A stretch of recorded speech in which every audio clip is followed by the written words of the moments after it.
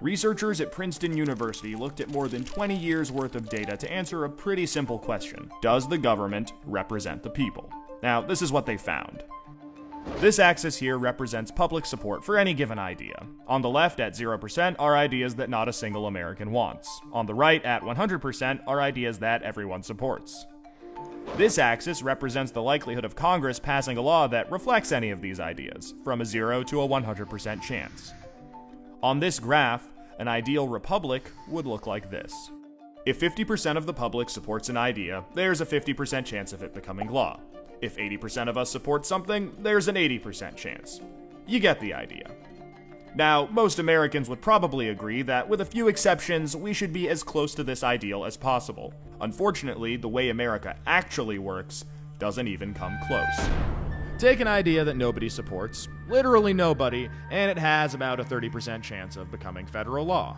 Now, take an incredibly popular idea, the most popular idea this country has ever seen, and there's also about a 30% chance of it becoming law. This means that the number of American voters for or against any idea has no impact on the likelihood that Congress will make it law. Put another way, and I'm just going to quote the Princeton study directly here, the preferences of the average American appear to have only a minuscule, near zero, statistically non-significant impact upon public policy. So if you've ever felt like your opinion doesn't matter and that the government doesn't really care what you think, well, you're right. But there's a catch. This flat line only accounts for the bottom 90% of income earners in America. Economic elites, business interests, people who can afford lobbyists, they get their own line. Look at how much closer their line is to the ideal. When they want something, the government is much more likely to do it. And when they don't, they have the power to completely block it from happening, no matter how much the rest of the country supports it. They get what they want, and guess who ends up paying for it?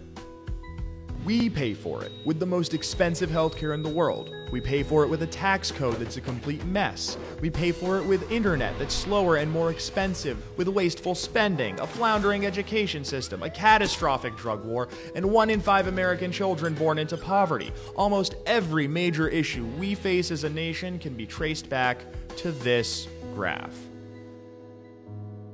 How does this happen? Well, just follow the money. Right now, it's perfectly legal to buy political influence in America. Here's how it works. Let's say a big bank wants a law that would force taxpayers to bail them out again if they repeat the exact same reckless behavior that crashed the global economy in 2008. Not exactly the most popular idea with the public, and Congress knows that. That should be the end of it.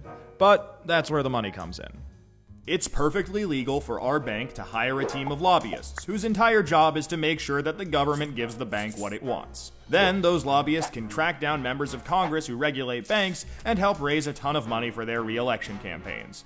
It's perfectly legal for those lobbyists to offer those same politicians million-dollar jobs at their lobbying firm. Then, those lobbyists can literally write the language of this new bailout law themselves and hand it off to the politician they just buttered up with campaign money and lucrative job offers.